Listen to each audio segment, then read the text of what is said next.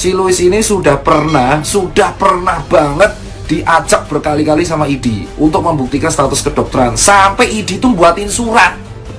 ID tuh sampai buat surat resmi diundang ke Louis. Tahu jawaban Louis apa? Nolak dengan alasan ID jelek lah, dengan alasan nggak percaya ID lah. Padahal tuh diskusi ilmiah dan ditolak. Jadi kita bingung dong. Ini maunya apa nih orang gitu kan? Dan asal kalian tahu, obat-obat yang digunakan COVID itu pengurang gejala semua, ya kan? Pengurang gejala dan pengurang aktivitas virus. Belum ada obat spesifik untuk COVID itu belum ada. Sampai detik ini belum ada. Semuanya masih pengembangan. Dan yang bisa dilakukan adalah mendukung terapi suportif. Why? Kok ini berjalan, ini tiba-tiba meloncat? Ada apa sih? Seharusnya Satgas itu selain memunculkan angka tracing positif segini, sakit segini, masuk rumah sakit segini, nah itu mestinya juga ada bahwa yang berasal dari yang sudah divaksin segini, angka-angka itu mestinya bicara. Ya, PPKM darurat tetap dijalankan, tapi di dapurnya Menkes itu mengolah data-data sebelum meledak dan setelah meledak. Banyak faktornya, so that's why untuk persoalan peningkatan ini kita teliti. Namanya juga pandemi, Pak. Pandemi ya, berarti. Nah, berdasarkan pengalaman sebelumnya, beberapa kali pandemi itu kan digagalkan oleh Dr. Siti Fadila. Iya, betul. Ya. Dan Dr. Siti Fadila itu udah bicara bahwa yang namanya pandemi dengan nama virus, ya kalau menurut saya sih pandemi yang pandemi virus dengan nama yang dipatenkan itu tujuan akhirnya pasti apa, Pak? Vaksin. Ya. Jadi gini, Pak, selain daripada pembuktian, ada beberapa dokter, jumlahnya udah puluhan, Pak, yang sudah saya telepon. Jadi sebenarnya di balik saya ini, pendukung saya dari dokter nakes juga ada banyak. Ya. Satu-satu ditanya, dan kalau saya menjelaskan tentang patofisiologi asidosis laktat, ya secara sederhana, itu pasti kalau saya jelaskan langsung. Tapi juga menghadirkan solusi. Bos, banyak rakyat yang memang mengkritik, tapi banyak juga di antara mereka yang memberikan solusi, memberikan saran-saran, ya kan? Kita sebut saja untuk yang jelas-jelas dianggap oleh penguasa berseberangan. Ada Dr. Siti Fadilah Supari, ada Dr. Tifa, yang belakangan ada Dr. Louis.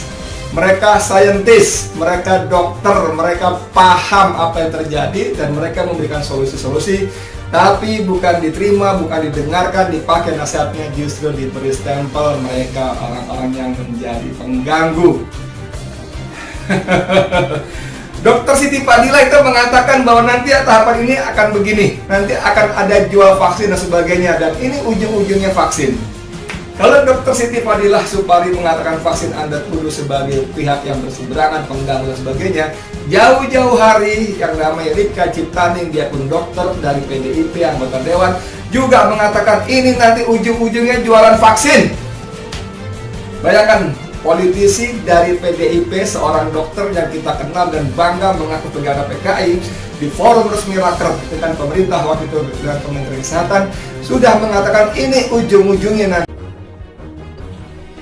Yakin jika COVID-19 adalah konspirasi, Dr. Louis disuruh belajar ilmu kedokteran lagi. Yahoo24.com, Dr. Louis, yang dikenal lewat kehadirannya dalam acara yang dipandu pengacara Hotman Paris, lantaran ketidakpercayaannya terhadap COVID-19 kembali menunjukkan rasa tidak percayanya terhadap COVID-19 melalui unggahan di akun media sosial pribadinya. Dalam unggahannya pada Jumat 9 Juli 2021 tersebut, Dr. Louis menyebut bahwa kematian ribuan pasien corona atau korban COVID-19 justru lebih banyak disebabkan oleh keracunan obat.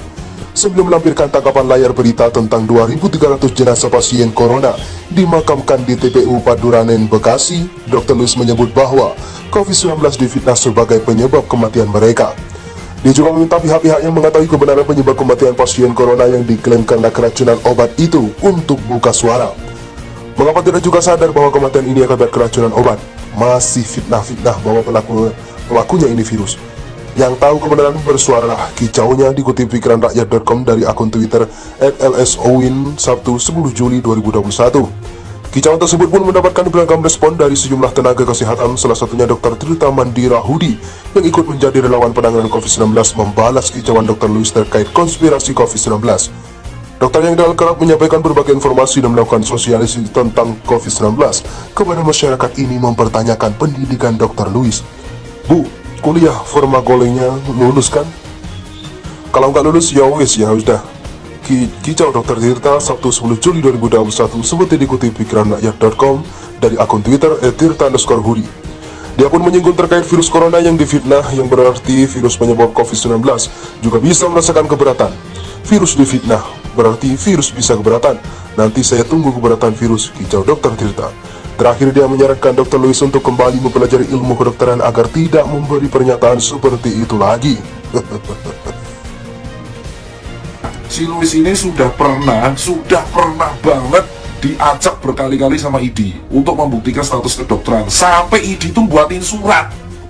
ID itu sampai buat surat resmi diundang ke Louis. Tahu jawaban Louis apa? Nolak dengan alasan ID jelek lah, dengan alasan nggak percaya ID lah. Padahal tuh diskusi ilmiah dan ditolak. Jadi kita bingung dong, ini maunya apa nih orang itu kan? Dan asal kalian tahu, obat-obat yang digunakan COVID itu pengurang gejala semua, ya kan? Pengurang gejala dan pengurang aktivitas virus. Belum ada obat spesifik untuk COVID itu belum ada. Sampai detik ini belum ada. Semuanya masih pengembangan. Dan yang bisa dilakukan adalah mendukung terapi suportif. Dr. Louis deklarasi organisasi kedokteran baru di luar IDI. Mohon maaf, kita keluar, kita bukan pesanan. Why? Kok ini berjalan, ini tiba-tiba meloncat? Ada apa sih? Seharusnya Satgas itu selain memunculkan angka tracing positif segini, sakit segini, masuk rumah sakit segini. Nah itu mestinya juga ada bahwa yang berasal dari yang sudah divaksin segini. Angka-angka itu mestinya bicara. PPKM darurat tetap dijalankan, tapi di dapur ya Menkes itu mengolah data-data sebelum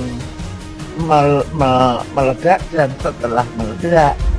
Banyak faktornya, so that's why untuk persoalan peningkatan ini kita teliti. Namanya juga pandemi, Pak. Pandemi ya, berarti nah, berdasarkan pengalaman sebelumnya, beberapa kali pandemi itu kan digagalkan oleh Dr. Siti Fadila. ya betul. Dan Dr. Siti Fadila itu udah bicara bahwa yang namanya pandemi dengan nama virus, ya kalau menurut saya sih pandemi yang pandemi virus dengan nama yang dipatenkan itu tujuan akhirnya pasti apa Pak? Vaksin. Ya.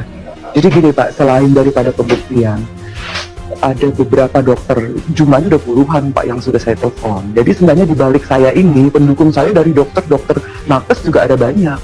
Ya. Satu-satu ditanya, dan kalau saya menjelaskan tentang patofisiologi asidosis laktat, ya secara sederhana, itu pasti kalau saya jelaskan langsung. Tapi juga menghadirkan solusi. Bos, banyak rakyat yang memang mengkritik, tapi banyak juga di antara mereka yang memberikan solusi, memberikan saran-saran, ya kan?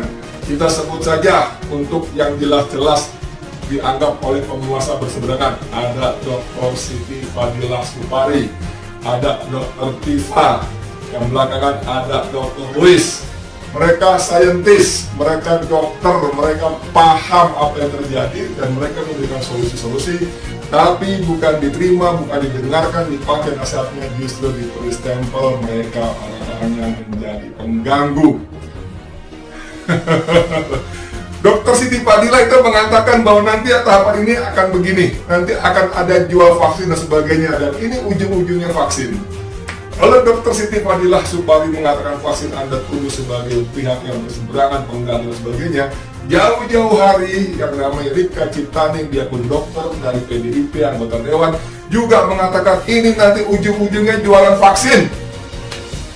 Bayangkan, politisi dari PDIP, seorang dokter yang kita kenal